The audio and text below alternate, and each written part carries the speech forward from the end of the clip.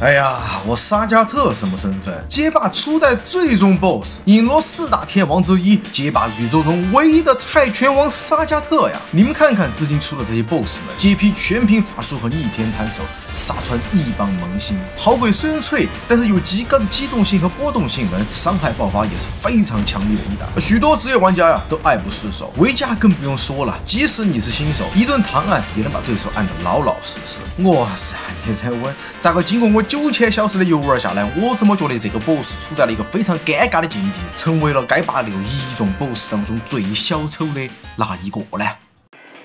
在开始深度剖析之前，我必须告诉大家的是，这一代的老沙在游戏中对泰拳的表现是非常优秀的。我自己过去也是断断续续接触过1年泰拳，新消息放出的时候，看到一招一式，几乎是让我一下一滴，三下一喷，高潮就写在了我的脸上。我们可以对比过往格斗游戏中的泰拳角色，东丈大开大合，扫腿看着干净利落，姿势标准；布鲁斯一招一式，速度又快又狠，尤其是连续扫腿直接让我兴奋的几个小时都停不下来。还有后来的法库让，它变化多端，一些特殊技力量感极强，还有现在新玩家鲜为人知的巴玉，一个角色延伸出几十种变化，堪称腾讯设计之巅。那再看看老沙的徒弟阿顿，主打脚刀空中变化，有时演出夸张且有力量感。但是这一代老沙的设计可是把泰拳的武器发挥得淋漓尽致，就是他的顶膝和肘击，并且泰拳中同样非常标志性的扫腿动作，那力量感都设计得超级出色。还有他 SA2 中爆头甩头的细节等等，你可以骂卡普空没有码，但你绝对骂不了卡普空在动作设计这一块下的功夫。那么聊完最想和大家分享的泰拳环节之后，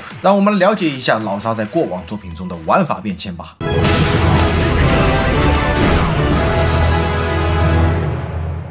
沙加特作为一个泰拳流派中的格斗家，但是飞行道具和超越地心引力的升龙拳才是他的战斗主旋律，所以在游戏中他的波动升龙一直都是最优秀的那一梯队，并且他的波升在每一代的表现中也有一些细微的不同。比如4代老沙的上下波最快的收招是上波，并且 EX 版本只有29帧的收招，5代则是下波收招23帧，上波29帧的恢复。另外在5代老沙的升龙也是做出了明显的区分，有别于其他角色轻升龙破头、中升龙对空、重升龙破打击和飞行道具，老沙则是轻升龙对空，中升龙对打击和飞行道具无敌，重升龙破头和对空无敌。结果6代发生了啥？卡普空就知道新人面对波升难以应对，加上只有波升打法过于单一，不加点新招的话，留不住玩家不说，还会有负面评价的可能。但老沙又是一个大体型的角色，拳脚速度和判定这一块呢，又不能做得太过分，不然萌新也没得玩。那么如今端上来的老沙又是什么样的表现呢？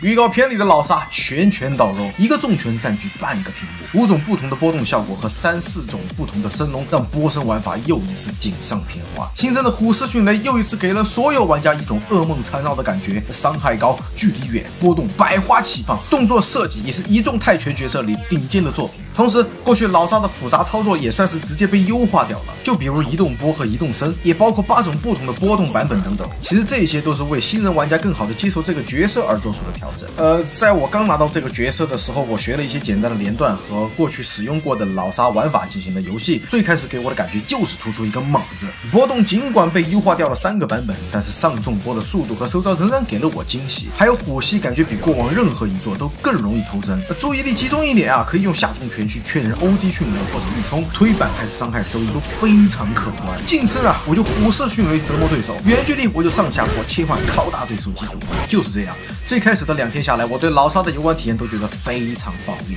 尽管拳脚是有点慢，但耐不住场直到我休假后认真开始深度体验了我们的泰拳帝王之后，我才发现原来小丑竟是我自己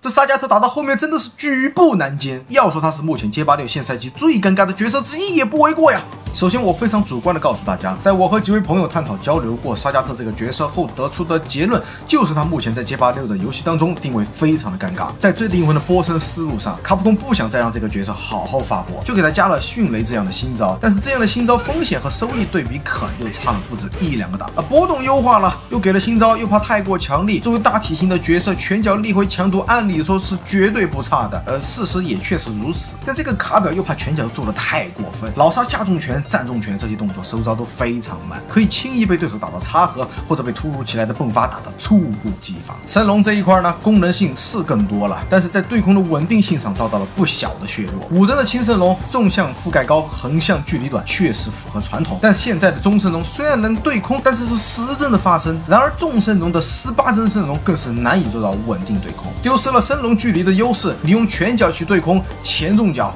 站重脚、后重拳都有一定的提前或者预判属性在里面。想要做好稳定对空的话，对于很多新人玩家来说是一个不小的挑战。再说到拳脚上，能按的6帧只有中拳，下段又不能做取消。过去拳脚摸波的思路，即便打中也是不定。其他拳脚中距离按什么都觉得风险极高。那么作为炮台，波动一定很厉害喽。老沙的波动，你说拿来打没有基础功的新人也就算了，可能确实需要新玩家去稍加练习才能找到对策。但是对于稍微思考过1秒的大师玩家来说，老沙的波动好像除了中波有一点作用以外，好像其他版本就没有一点压力了。重波远距离最多是被摸几下，中距离你敢发重波啊？距离合适就是下重脚，有滑铲的直接放倒缺康，但是下波50帧的收招，反应快一点的甚至能直接确认跳入。所以在这个中距离当中啊，老沙能用的拳脚风险高于其他角色，波动啊更是施展不开。远距离对波确实不输对手，但是又有什么好的作用吗？那么近距离老沙能按的又有什么呢？我自己玩的最多的就是点拳抢一下看看状态，如果还有别的思路啊，大伙儿可以积极补充一下。老沙在面对敏捷角色的时候，大部分都比较难堪，可能还有人说虎膝偷针加上低扫反复拷打，让对手强制蹲姿来取得进攻和立回上的优势，不也是一种出路吗？但是孩子们，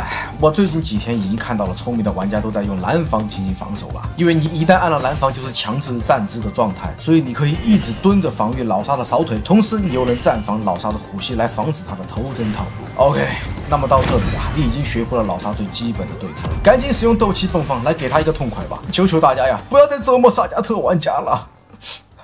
那么让我来总结一下沙加特这个角色。尽管街霸6的角色在动作设计上毋庸置疑的出色以外，老沙的加入或许在设计之前就没有想好他明确的定位。一个波身王做的无法波身，其他招和拳脚又做的极其收敛，这就使得他目前在其他波身角色中对比起来显得是有点弱不禁风了。如果街霸6可以重来，我宁愿第3赛季的第1位角色不是沙加特，你把主打游击人的阿顿带回来，都比现在的沙加特好设计的更多。如果不是出泰拳，你换成其他经典角色拿回来也好啊。老沙现在是一个无法发挥波动升龙，同时立回风险也高的波身角色。目前刚加入啊，就变成了一个急需加强的尴尬场面。但实话说，这角色在未来肯定还有提升的空间，但恐怕他的上限对比其他人，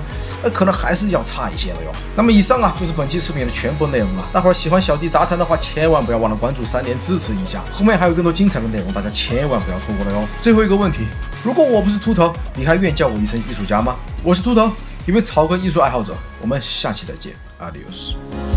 就让我逃离宿命的浪。